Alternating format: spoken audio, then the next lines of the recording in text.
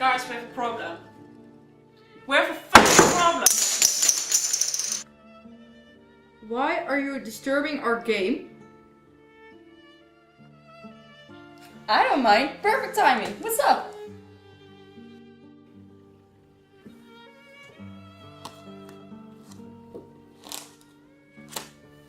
What is this shit?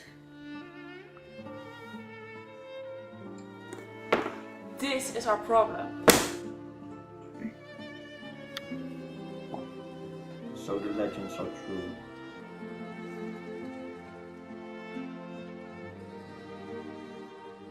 I know they are forbidden, but it can be our future as well.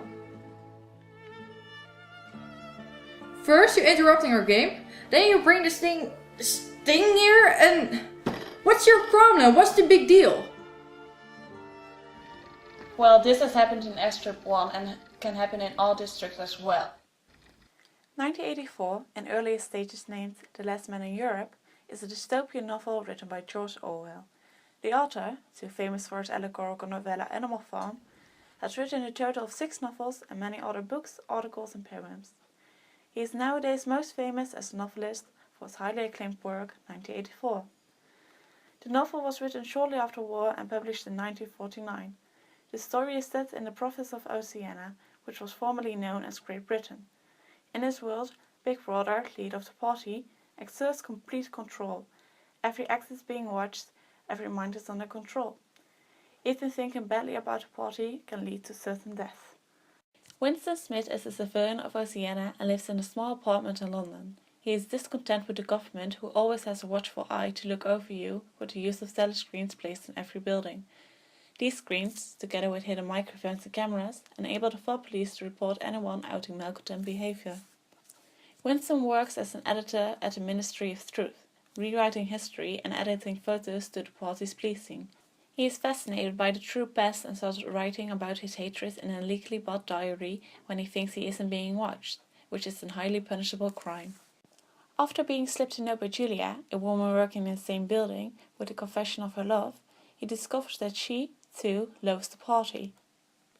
They meet away from the watchful eye of Big Brother as they start their love affair. First they meet in the country, while after they rent a room without any telescreens, thinking that there they will be safe. Winston and Julia aren't the only ones against the party. There's the Brotherhood, a secret society out to destroy the party. Some weeks after the two have started their affair, Winston is approached by O'Brien, who he believes is an agent of the Brotherhood. The two of them meet together with Julia at O'Brien's apartment and swear themselves to the Brotherhood. A week after, Winston receives a book from O'Brien, which explains how the party can be overthrown.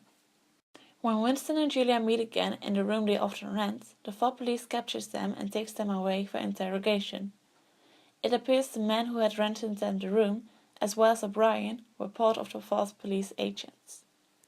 The two of them are interrogated and tortured in the most awful of ways. The government wants the total power over everyone.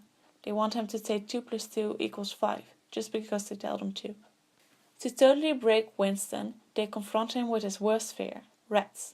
O'Brien threatens that they will eat away at his face when Winston screams, "Do it to Julia!" and so betraying her. Both Winston and Julia are released and meet again in the park, where they confess to have betrayed one another. They do no longer continue their affair. Winston is left so scarred and broken that he does not even dare to think anything rebellious. The last sentence of the book states that he loves Big Brother. The book showcases that the government can have a great deal of control over us, but shows too the extent they have to go to be able to pull that off. Well, if that's the problem, I have a very easy solution. We just send everyone who disobeys the party, we just send them to an island. And Then There Were None, Agatha Christie. The mystery novel And Then There Were None is written in 1939 by Agatha Christie. It is the world's best-selling mystery and one of the best-selling books of all time, with more than 100 million copies sold. Its popularity goes further than only England. The novel has been translated in at least 45 languages, varying from Swedish to even Bengali and Chinese. It is considered as Christie's masterpiece, and that's definitely for a reason. In And Then There Were None, a group of people who are completely unknown to each other are invited to spend some time in a huge villa on an island called Soldier Island.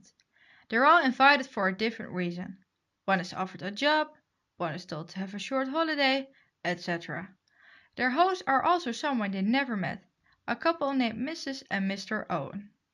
When arrived on the island, Mr. and Mrs. Owen aren't present, but instead they're welcomed by the butler and housekeeper, Mr. and Mrs. Rogers. While Mr. and Mrs. Rogers prepare dinner, everyone settles themselves in their rooms.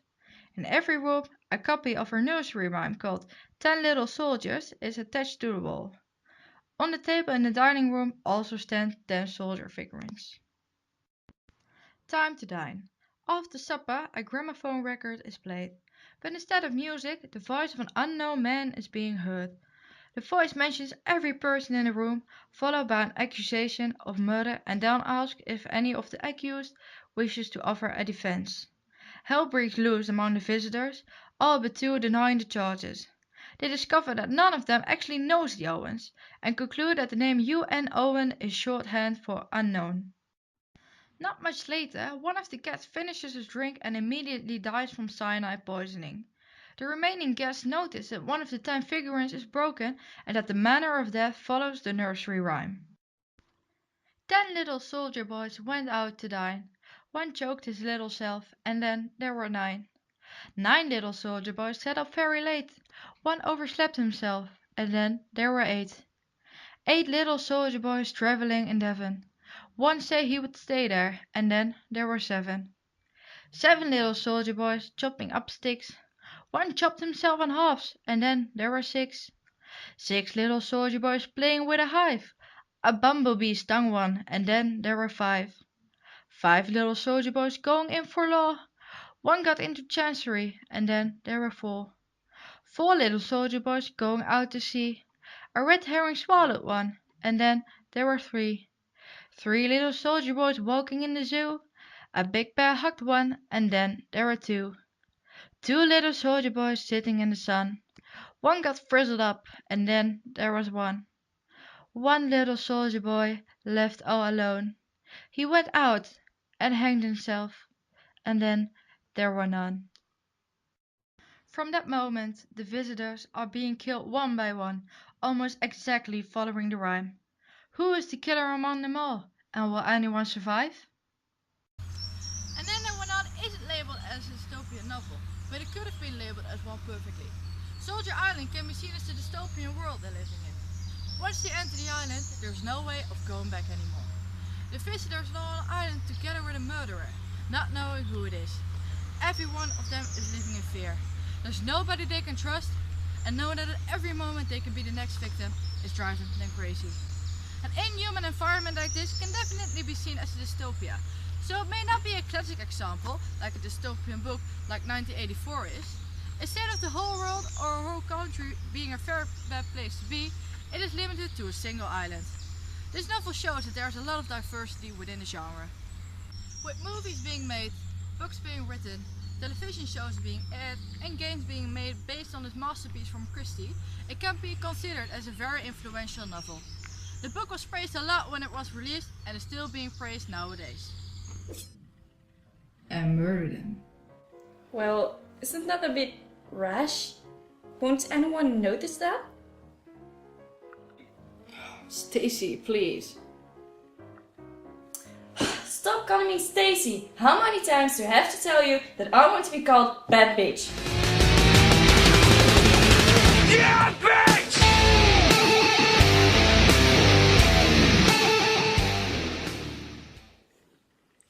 Sure, Stacy. Well, our problem is just creativity, just like in here. Fahrenheit, written by Ray Bradbury, is a dystopian novel set in a world where it is a pleasure to burn. The novel was published in 1953 and is to this day still considered one of Bradbury's best works. The author once stated that his concerns about the threat of book burnings in the United States were the inspiration to write the novel.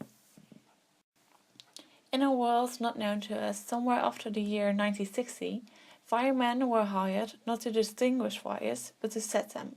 Guy Montag, one of these firemen in employment, burns the possessions of those who read books banned by the government. A day on his way home, after having the feeling of being watched for several days now, he meets his new neighbour, Clarice McClellan. She is everything one is not supposed to be in their world. With a free spirit and curiosity, she is found to be different in school, as she tells him when they meet as Guy walks home from work. After several days, Clarice goes missing and Guy is worried about her. While working, he steals a book from a woman who wants it to die with them. When getting ready for bed that night, he hides the book from his wife Mildred. When trying to make conversation with his wife, Guy brings up Clarice and asks if Mildred has seen her around. She says to have heard Clarice died in a car accident and the family moved away. The next morning, Guy wakes up ill and decides to stay at home from work. He tells Mildred about the woman they burned last night and about how he might want to quit his work. Mildred isn't pleased with his decisions and claims that it was the woman's own fault, since she was the one who possessed books. Chief Beatty comes by Guy's home to check up on him. He tells him about the reason books are burnt, in the name of public happiness. Beatty, too, says it is common for firemen to get curious and steal a book. As long as they return it within a day and burn it, their family won't get in trouble. After Beatty has left, Guy confesses to Mildred that he has stolen and hid multiple books over the years. In a panic, Mildred incinerates them in their kitchen. Guy has one book left and wants to see if it's worth anything. Mildred doesn't want anything to do with the book.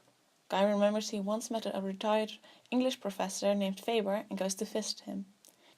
Faber tells Guy that a book itself isn't worth a thing. It are the ideas it contains and the freedom to act upon those ideas that make a book special. The two of them decide to break the status quo and distribute books in firemen's houses to give them less credibility. They want to break the censorship. With the use of an earpiece, the two men stay connected. When Guy comes home that day, Mildred and two of her friends are watching television. They talk about their families and the upcoming war without actual care.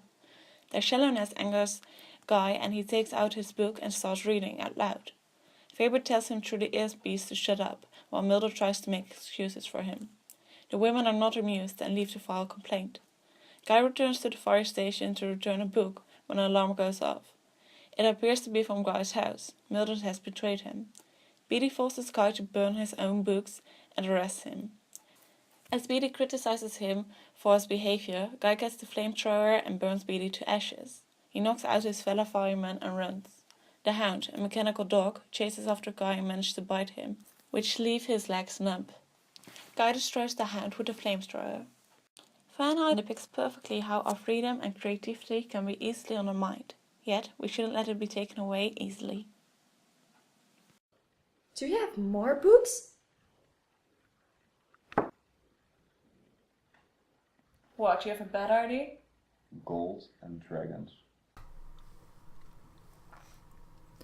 The Hobbit by J.R. Tolkien is a dystopian fantasy novel. The story starts with Gandalf tricking Bilbo into hosting a party for Thorin and his band of dwarves. Gandalf unveils a map showing a secret door into the mountain and proposes that Bilbo serve as the expedition's burglar. The dwarves ridicule the idea, but Bilbo still joins. The group travels into the wild, where Gandalf saves the company from trolls and leads them to Rivendell, a city of elves, where Elrond reveals more secrets from the map. Passing over the misty mountains, they are caught by goblins and then taken to the king deep underground. Gandalf rescues them again, but Bilbo gets separated from the others as they flee and he gets lost in the goblin tunnels. There he stumbles across a mysterious golden ring and then encounters Gollum, who challenges him in a game of riddles. As a reward for solving all the riddles, Gollum will show him the exit. But if Bilbo fails, his life will be over. With the help of the ring, which gives the wearer invisibility, Bilbo escapes and rejoins the dwarves. The goblins and warg riders give chase, but the company are saved by eagles before resting in the house of Beorn, a nature-loving skin changer. Then the company enters Mirkwood without Gandalf. In Mirkwood, Bilbo first saves the dwarves from giant spiders, and then from the dungeons of the wood elves who captured them. Close to the Lonely Mountain, the travelers are welcomed by the human inhabitants of Lake Town, who hope the dwarves will fulfill the prophecies of Smaug's demise. The expedition travels to a lonely mountain and finds the secret door. Bilbo scouts the dragon's lair, stealing a great cup and learning of a weakness in Smaug's armor. The enraged dragon thought that Lake Town has aided the intruder and sets out to destroy the town. A thrush had overheard Bilbo's report of Smaug's vulnerability and reports it to the Lake Town defender Bard. His arrow finds the chink in the armor and slays the dragon at the last possible second. When the dwarves take possession of the mountain, Bilbo finds the Arkenstone, an heirloom of Thorin's dynasty, but he hides it away.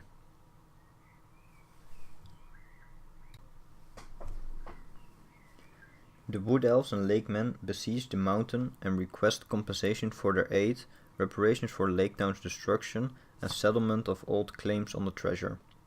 Thorin refuses, and having summoned his kin from the Iron Hills, reinforces his position in the mountain.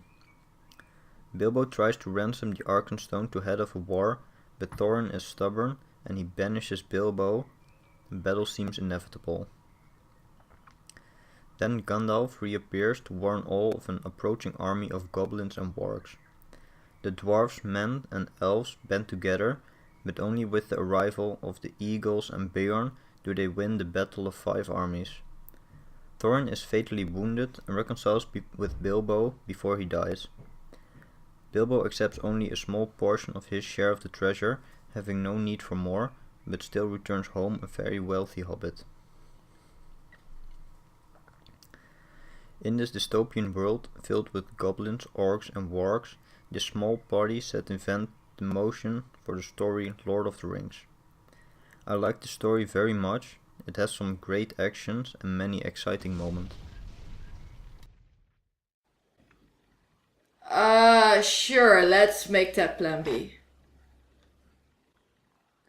Well, I happened to stumble upon this. It might be a solution. In this book, they just give the person who is rebellious a responsibility. If you are interested in dystopian novels, this is really a book you should read. It is written by Dave Eggers and it's also a bit science fiction, but then really of the near future. The book gives a lot of food for thought, so if that's what you're interested in, I would really recommend it.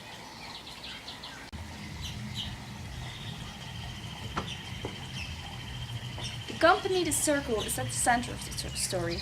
The Circle is a fictional combination of Google, Facebook and the NSA.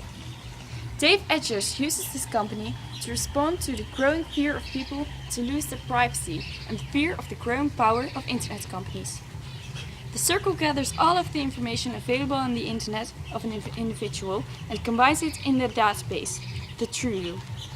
At first, this is all of the information the company can get, but that changes when they invent an HD camera. The main character of the book is May Holland, who starts working for the Circle after her friend Annie had recommended her. She starts with a not so important job, at which she has to answer questions from customers. After each phone call, the customers are asked to complete a survey about their satisfaction of the service. May is very competitive and manages to get the highest score for a newbie, which is how they call a new employee at the Circle. Her friend Annie shares her accomplishment at Ting account, the social media of the company. So May gets a lot of attention. After her first week at the company, May visits her parents, who are very proud of her. During her visit, her father tells her about his struggle with the health insurance. At her second work week, she needs to become acquainted with the several social media that the company has, and so she must spend several hours on sharing her opinion with the rest of the world. Next weekend, she also spends with her parents. The Circle provides her parents with a health insurance, and in return, they have to install some cameras in their homes. At this point, May's parents start to get their doubts at the ideals of the Circle. Her employers aren't happy to find out that May kayaks without sharing that on social media. The slogans of the company are "Privacy is theft, sharing is caring, and secrets are lies." To make up to the company, they make her wear an HD camera that will film her 24/7, so she becomes a transparent employee. The Circle doesn't only make its employees become transparent, but also politicians. They force them by letting them voluntarily become transparent, or let the Circle find files of child porn on their computer, which will mean the end of their career. The cameras are also spread through public places all over the world. May is in the meantime completely obsessed with being transparent and posting messages to social media. She barely sees Annie, and the bond with their parents and her ex Mercer also gets worse.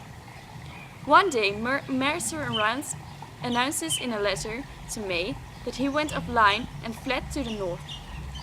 During the demonstration of a new invention, Soul Search, a system at which contacts and cameras all over the world can find people, May tracks Mercer down as an example.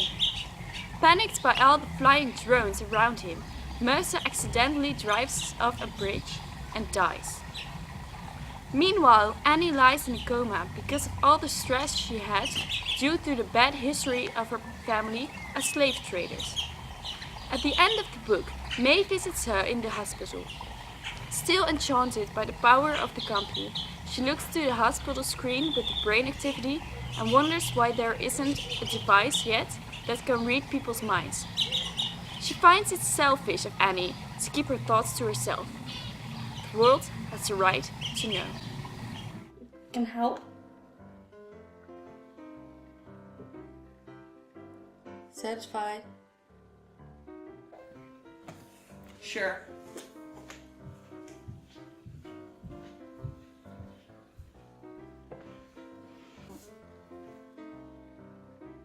Let's continue the game. Well, I really have to be somewhere, so if you don't mind. Well, okay, Stacy.